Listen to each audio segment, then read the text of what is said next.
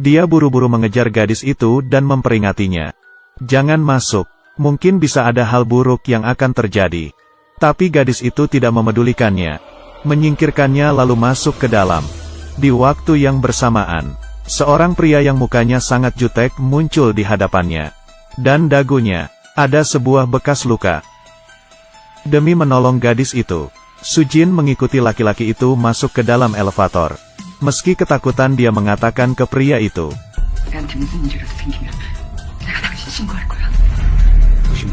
Pria itu memunculkan ekspresi yang kejam. Dan langsung menyekik lehernya. Dan di saat itu, dia tiba-tiba melihat takdir pria itu. Dia dibunuh oleh seseorang. Lalu memasukkannya ke dalam koper dan membawanya pergi. Tidak menunggunya berkata, elevator pun sampai. Dia dilempar keluar dengan keras. Suaminya pun muncul. Dan langsung memeluknya. Sujin panik. Tidak berhenti berkata ke suaminya. Pria di lantai 7 itu akan mati. Tapi suaminya tidak percaya. Mengatakan tidak akan terjadi apa-apa. Dan memberikannya obat. Berkata setelah tidur semuanya akan menjadi baik. Di tengah malam, Sujin terbangun. Dia pergi ke lantai 7.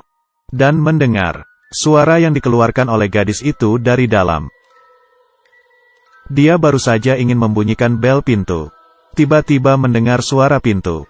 Dia ketakutan langsung bersembunyi di tangga darurat.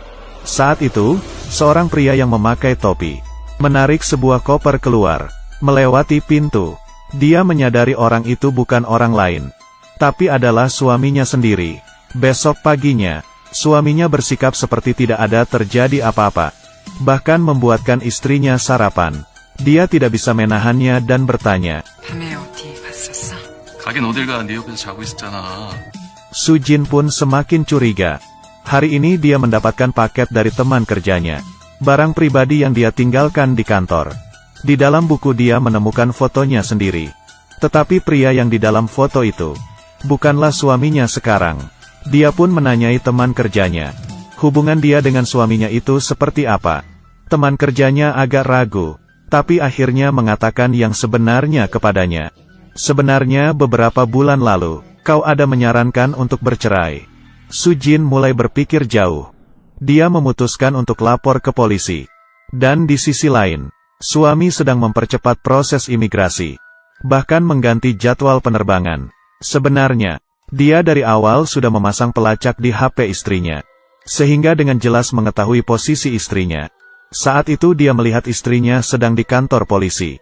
Dengan buru-buru dia mengejar ke kantor polisi. Sujin pun langsung panik. Di depan polisi menunjuk dia. Sang suami tidak mengubah pernyataannya. Untuk menemukan kebenaran, polisi hanya bisa pergi ke tempat kejadian untuk memeriksa. Saat membuka pintu kamar lantai 7, perempuan itu terdiam. Apartemen itu ternyata kosong. Sama sekali tidak ada orang yang tinggal. Bahkan pemilik gedung itu berkata, kamar ini sudah beberapa bulan tidak terjual. Kasus ini tidak akan selesai. Suami juga tidak menyalahkannya. Seperti biasa dia memberikan obat kepadanya. Tapi kali ini, Sujin tidak menelannya. Menunggu suaminya pergi, dia pun keluar untuk memeriksa.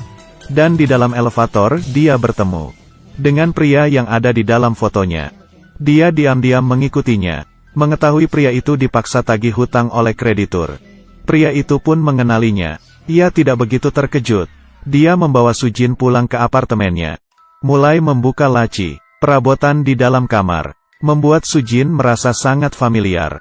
Pria itu berkata kepadanya, malam ini pukul 8 ketemu di tempat yang kita janjikan.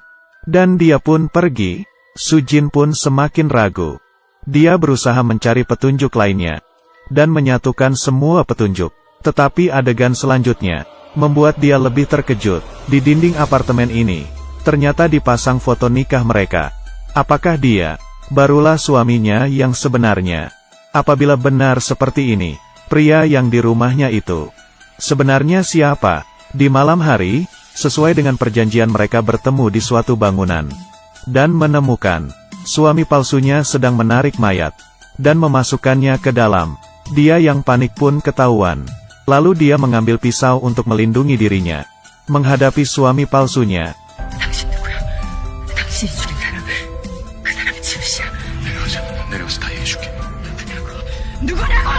Sujin sudah kehilangan kendali.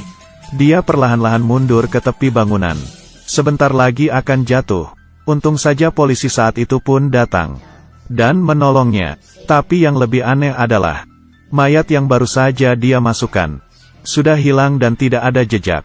Apakah semua ini benar-benar hanya halusinasinya? Sujin pun frustasi. Tapi polisi merasakan sesuatu yang aneh. Dia mengambil palu dan menghancurkan semen di dinding. Yang membuat orang terkejut adalah di dalam muncul sebuah tangan. Ternyata di dalam ini benar-benar ada mayat, tapi sudah mati dalam waktu yang lama. Sujin bukan bisa melihat masa depan, tapi kembali lagi ke masa lalu.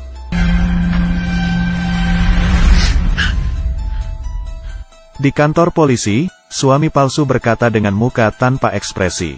Pria yang di dalam semen itu dialah yang membunuhnya. Pria itu dan Sujin barulah pasangan suami istri yang sebenarnya. Dan dia sendiri adalah kakak adopsinya Sujin. Nama aslinya adalah Sunwo. Setelah Sujin hilang ingatan, dia berpura-pura menjadi suaminya. Tujuannya untuk membohonginya dan mendapatkan kompensasi dari asuransinya. Tetapi Sujin merasakan hal itu bukanlah yang sebenarnya. Dia ingin lebih mengetahui hal itu. Sunwo pun tidak ingin membicarakannya lagi. Sujin pun pulang ke rumah. Di lantai bawah, dia bertemu dengan seorang gadis. Hatinya tergerak, menanyai nama sang gadis. Ternyata gadis ini adalah dirinya di saat masih anak-anak. Lalu gadis yang di lantai 7 itu siapa? Ternyata itu adalah dirinya di saat remaja. Saat itu dia disiksa oleh ayahnya. Lalu kakaknya datang untuk melindunginya. Dan tidak sengaja membunuh ayahnya. Dan di tengah malam membawa mayat sang ayah pergi. Saat itu, Sujin baru menyadari. Ternyata dirinya bukan bisa melihat masa depan. Tetapi sedang halusinasi tentang kejadian yang dia pernah lalui. Sejak saat itu, dia sangat merasa bersalah kepada kakaknya.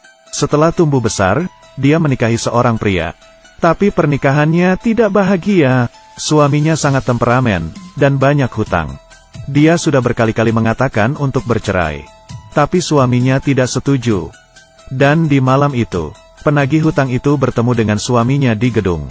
Siapa sangka ternyata suaminya membunuh penagih hutang tersebut, dan memasukkannya ke dalam lubang. Dan memasukkan semen. Sujin yang diajak ketemuan pun melihat semua kejadian itu. Suami takut Sujin akan melapor ke polisi. Pun memukulnya. Melindungi dirinya sendiri, Sujin memukul kepala suaminya. Dan suaminya pun tidak bernafas.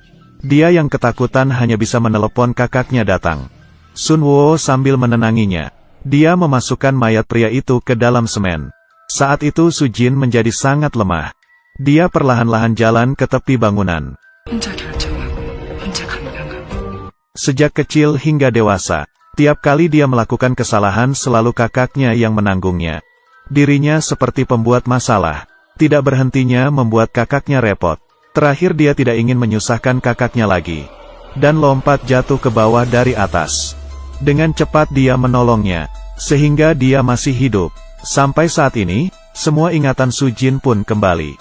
Polisi memberikannya sebuah alamat, mengatakan tempat itu barulah rumah aslinya. Tapi baru saja masuk ke dalam tidak berapa lama, pintu rumah tiba-tiba terbuka. Pria yang masuk adalah suami aslinya. Ternyata malam itu dia tidak mati. Dan setelah itu, dia terus mencari kesempatan untuk balas dendam. Sujin ingin melapor ke polisi. Tapi sudah terlambat. Pria itu tanpa berkata-kata langsung memukul kakinya hingga patah. Dan menyiram bahan bakar, lalu menyalakan api. Sehingga rumah itu terbakar. Polisi yang datang pun untungnya sempat menangkapnya. Tapi Sujin yang terluka tidak bisa bergerak untuk kabur. Saat itu Sunwo datang lagi menyelamatinya. Di saat itu, dia tahu Sujin dalam bahaya. Diam-diam keluar dari kantor polisi dan langsung pergi dengan cepat. Tapi bara api semakin membesar. Dia tidak bisa kabur keluar. Hanya bisa menunggu pertolongan dan menenangi Sujin.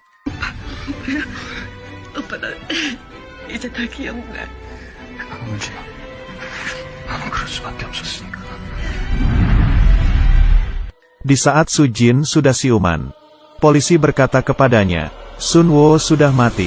Sebelum dia mati, dia menggunakan tubuhnya untuk melindungi Su Jin. Di akhir cerita, Su Jin pergi sendiri ke tempat yang mereka sudah janjikan.